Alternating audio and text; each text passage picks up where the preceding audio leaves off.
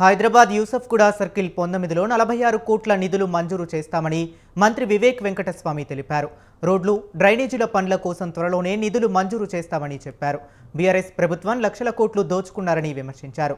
రెహమత్ నగర్ డివిజన్లో 4 కోట్ల 66 లక్షల నిధులతో పలు అభివృద్ధి పనులకు మంత్రి శంకుస్థాపనలు చేశారు.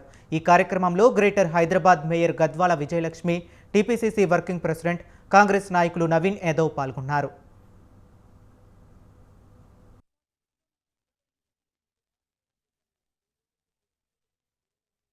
శాంక్షన్ అని పేపర్లు చూపించారు, అవునా కదా? మొన్న ఎలక్షన్లలో పేపర్లు చూపించి ఓట్లు వేయించుకున్నాం. కానీ ఇక్కడ కాంగ్రెస్ ప్రజాపాలన వచ్చిన తర్వాత ఎవరు కూడా ఊహించలేదు. అందరికీ కూడా ఎవరైతే అర్హత ఉన్నారో వాళ్ళందరికీ రేషన్ కార్డు ఇవ్వడం జరిగింది.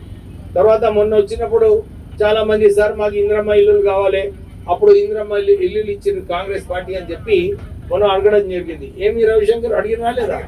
అయితే నేను నిన్న ముఖ్యమంత్రి గారితో అసెంబ్లీలో మాట్లాడేటప్పుడు టైం దొరికింది, వారితో చర్చించిన.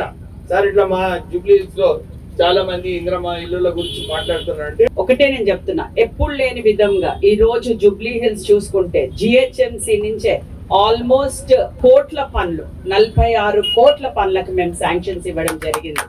అండ్ అవన్నీ కూడా మనం త్వరలోనే, అంటే మా అంతటా కృషి చేసి ఈ రోజు మా ముగ్గురు మినిస్టర్లు ఇన్ఛార్జ్ అండ్ వివేక్ అన్న స్పెషల్లీ ఆయన ముందుకొచ్చి అన్ని పనులు కూడా మనం శంకుస్థాపన చేయాలి. ఈ